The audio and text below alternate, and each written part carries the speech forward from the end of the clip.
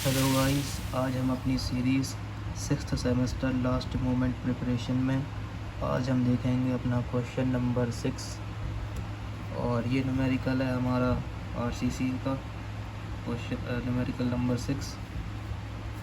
चलिए इसे करते हैं सॉल्व। तो हमें यहाँ पर कहा गया है to design a short square RCC column to carry an axial load of 1200 kilonewton by using M25 concrete and Fe415 steel। ठीक है, तो अगर हम यहाँ पर गिवन डेटा की बात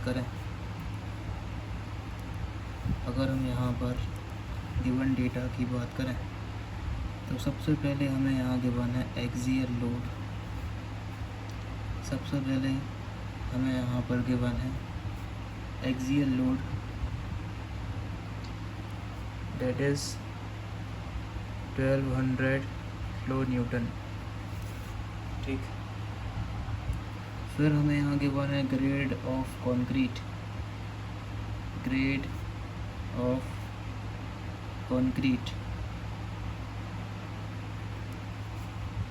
जिसे हम लिखेंगे यहाँ पर FCK, जिसकी वैल्यू गिवन है 25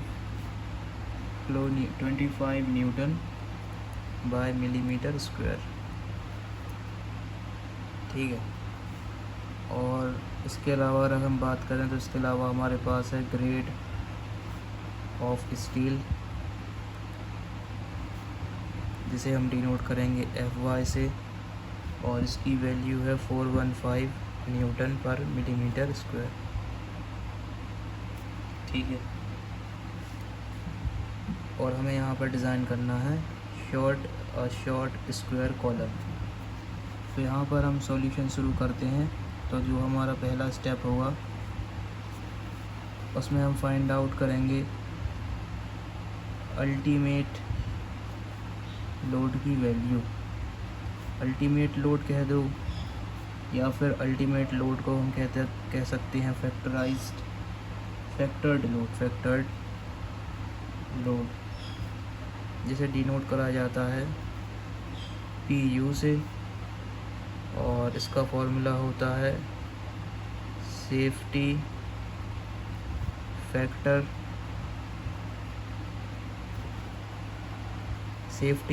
जिसे हम जनरली कंसिडर करते हैं 1.5 safety factor into axial load. तो ये हमारा अल्टीमेट लोड या फिर फैक्टर्ड लोड का फॉर्मूला। तो यहाँ से हम अपनी PU की वैल्यू फाइंड आउट कर लेंगे। 1.5 इंटू एक्सियल लोड की वैल्यू है 1200 किलो न्यूटन,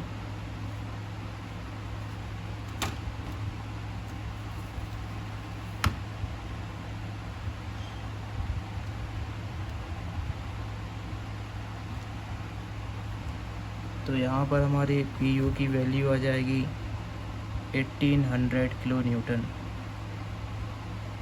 ठीक है, और इसे हम लिख सकते हैं न्यूटन में। बस हमें यहाँ पर 3 ज़ीरो और लगाने हैं। ठीक है, तो ये अल्टीमेटली हमारी PU की वैल्यू। तो हमने अपनी PU की वैल्यू फाइंड आउट कर ली है, और अब हम स्टार्ट करते हैं अपना स्टेप नंबर 2। इस स्टेप में हमें जाना होगा अपने कोड में, जो कि है हमारा IS 456/2000। यहाँ पर हमें जाना होगा पेज नंबर 71। ठीक है, वहाँ पर हम देखेंगे for short column,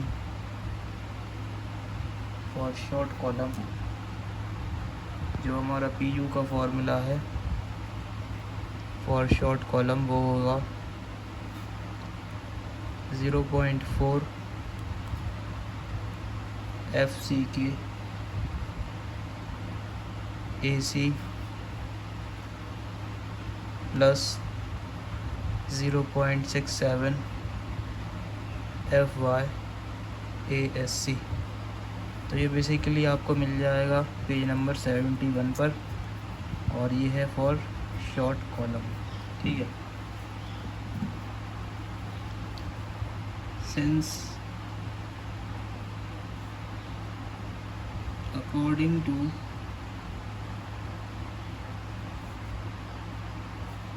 our IS code 456/2000, steel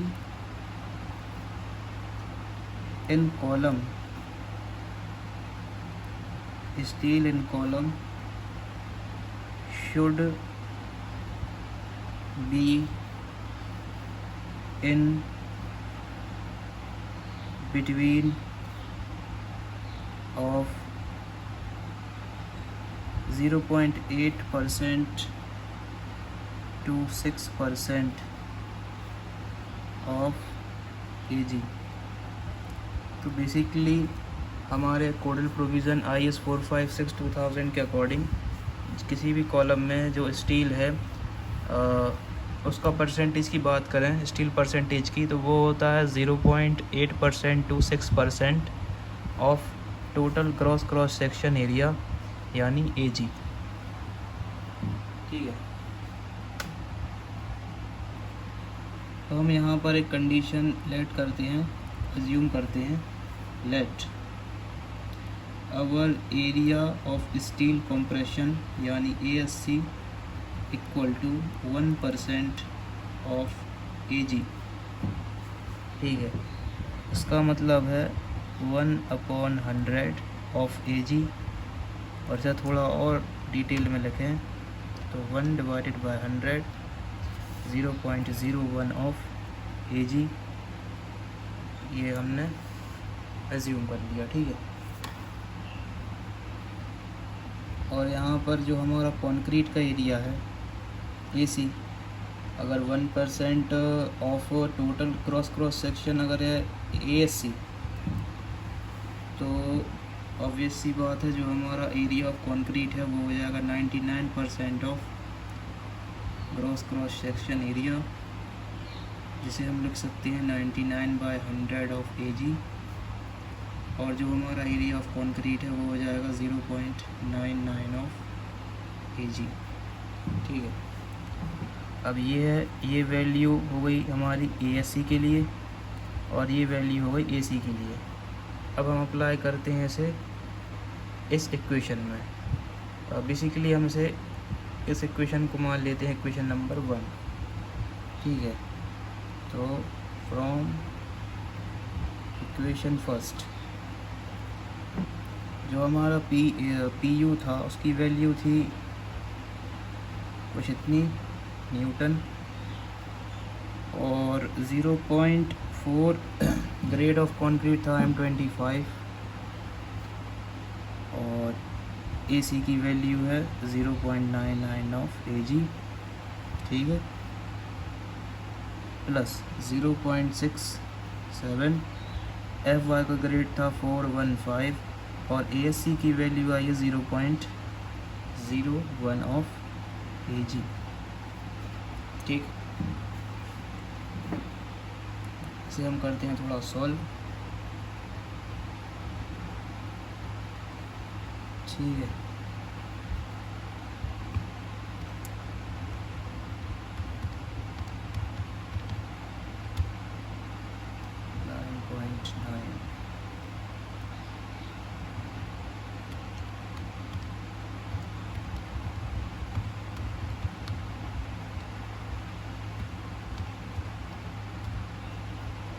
तो यहाँ पर टोटल वैल्यू आ जाएगी 12.6805 ऑफ AG।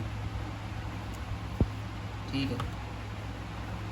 तो यहाँ से हम फाइंड आउट कर सकते हैं AG की वैल्यू, यानी cross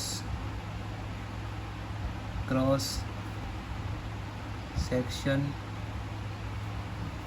area, cross section area जिसे हम डिनोट करते हैं AG से, उसकी वैल्यू हो जाएगी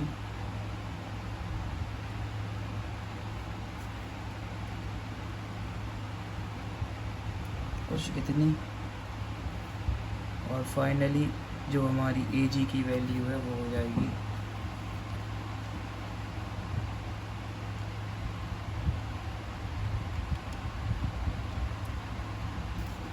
वो वैल्यू हो जाएगी 141,950.23 मिलीमीटर क्यूब। ठीक है, तो ये आ चुकी है हमारी क्रॉस सेक्शन एरिया की वैल्यू।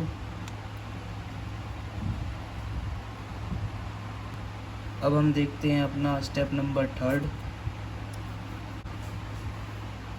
तो यहाँ से अब हम प्रोसीड करते हैं अपना स्टेप नंबर 3। हमने क्रॉस सेक्शन यानी AG की वैल्यू निकाल ली है, और सिंस हमें कॉलम जो डिज़ाइन करना है तो आवर कॉलम इज़ स्क्वायर,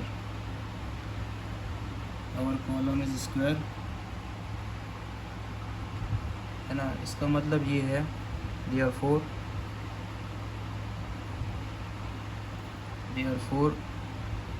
जो हमारा डायमेंशन B है वो इक्वल हो जाएगा D के, यानी लीस्ट लेटरल डायमेंशन जो है वो सेम ही होंगे, क्योंकि स्क्वायर के डायमेंशन होते हैं सेम। ठीक है, ठीक। इसका मतलब ये है कि B और D की वैल्यू होगी सेम, तो B इंटू D, तो ये फॉर्मूला हो गया B into D cross section area का फॉर्मूला। ठीक है, तो यहाँ से बेसिकली हम डायमेंशन फाइंड आउट करेंगे। ठीक है, तो हम इसको B लिख सकते हैं, AG की वैल्यू आई है कुछ इतनी। ठीक, और यहाँ से हमारी B जो कि सेम वैल्यू होगी D की, यहाँ बेसिकली हो जाएगा B स्क्वायर, और स्क्वायर को उस तरफ भेजेंगे मतलब रूट।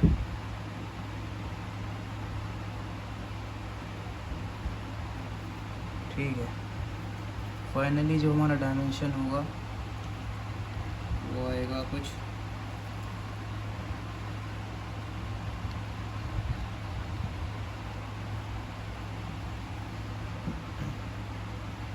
376 मिलीमीटर। यानी हम एज्यूम कर सकते हैं जो हमारा dimension of short square column है वो है नियरली 400 मिलीमीटर। ठीक है,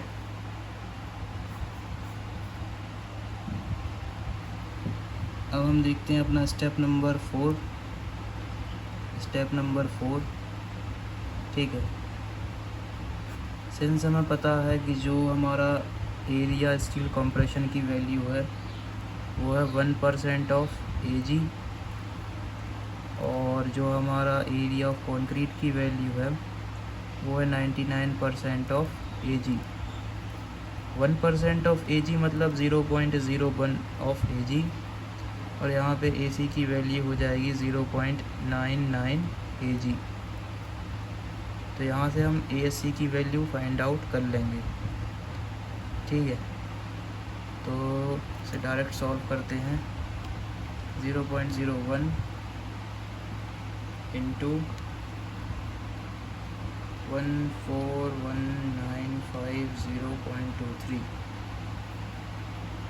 तो ये आ जाएगी लगभग हमारे ASC की वैल्यू 1419.5 मिलीमीटर स्क्वायर, क्योंकि है तो ये एरिया ही इसलिए मिलीमीटर स्क्वायर। ठीक है, अब हम देखते हैं AC की वैल्यू। AC की वैल्यू आ जाएगी लगभग हमारी इतनी 72 मिलीमीटर स्क्वायर। ठीक है, अब हम प्रोसीड करेंगे अपना स्टेप नंबर 5। स्टेप नंबर 5 में हम एज्यूम करेंगे लेट जो हमारा मेन बार होगा उसका डायमीटर हम एज्यूम करेंगे 5 मेन। ठीक है, या फिर इसे हम कह सकते हैं ऑल मेन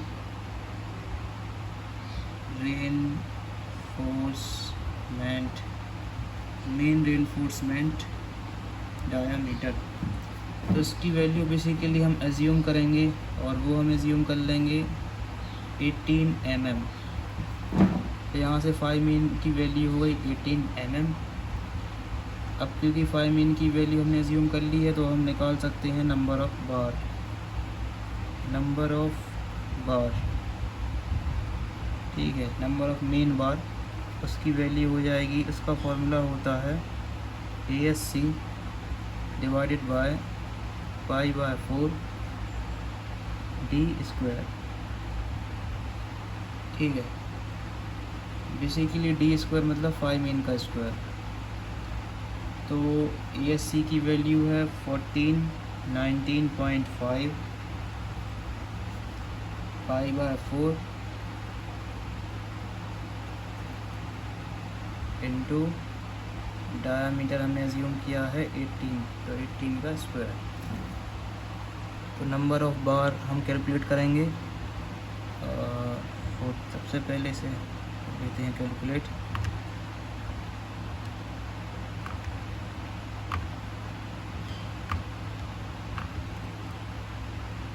$254.46,900।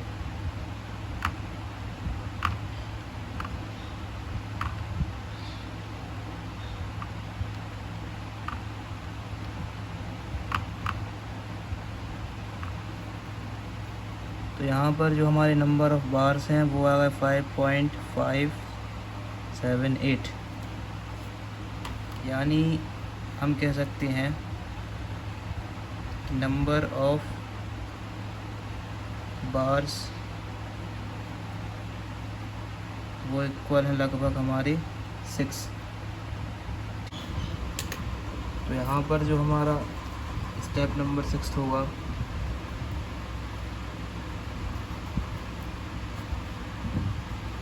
वहाँ पर हम निकालेंगे अपना डायामीटर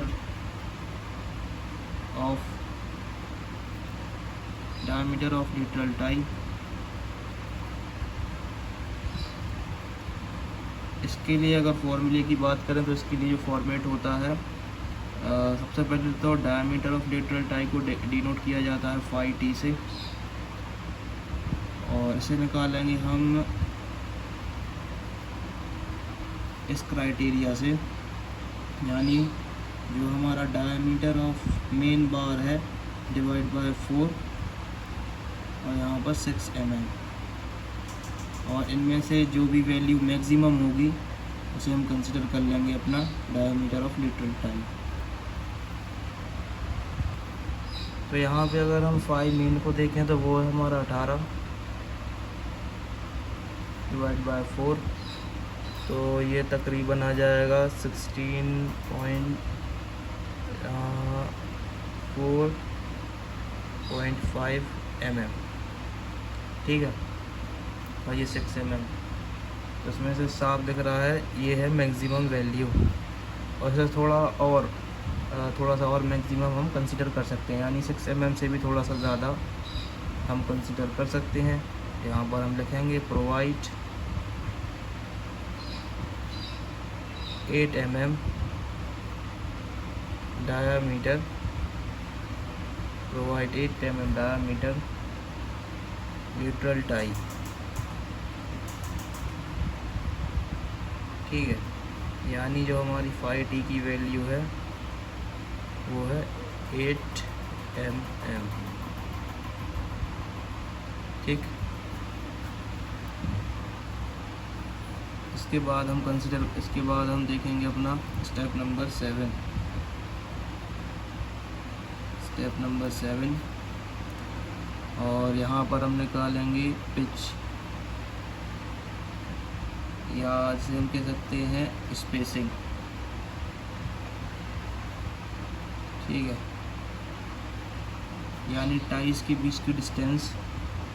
तो बेसिकली इसके लिए जो क्राइटेरिया होगा वो होता है मिनिमम वैल्यू। इसके लिए 4 क्राइटेरिया कंसीडर होते हैं। पहला लीस्ट लेटरल डायमेंशन, ठीक। दूसरा इसमें कंसीडर करेंगे हम 16 टाइम्स ऑफ 5 मेन, ठीक है।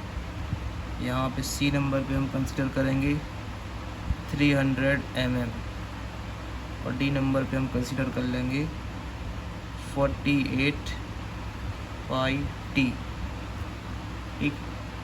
तो क्योंकि ये है हमारा स्क्वायर कॉलम, तो और इसकी जो साइड निकल के आई थी वो थी 400 mm, तो यही हो जाएगा हमारा लीस्ट लेटरल डायमेंशन। और 16 times of 5 main,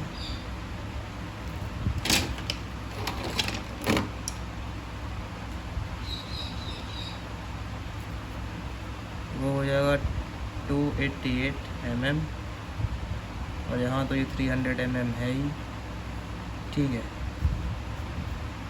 48 times of 5t, तो ये हो जाएगा 384 mm। तो इन चारों वैल्यू में से जो सबसे मिनिमम होगा हम उसी कंसीडर कर लेंगे। तो यहाँ पर ये है सबसे मिनिमम, एस वी की वैल्यू हम कंसीडर करेंगे S V equals to 288 mm। तो ये है हमारी स्पेसिंग या पिच।